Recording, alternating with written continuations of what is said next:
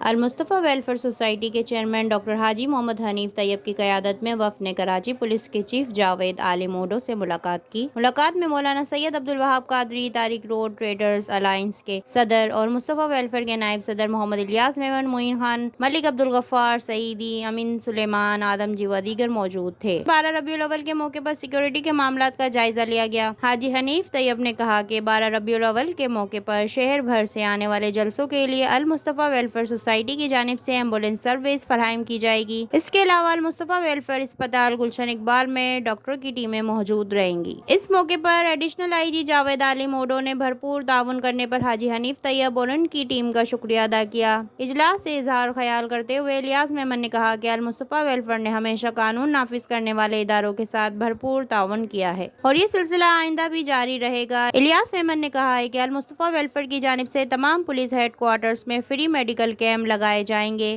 Camera team کے ساتھ CNBC city news, Karachi. اس video کو لائک کریں، ہمارے چینل کو سبسکرائب کر بیل آئیکن ضرور پریس کریں ہماری نیو ویڈیو سب سے پہلے دیکھنے کے لیے۔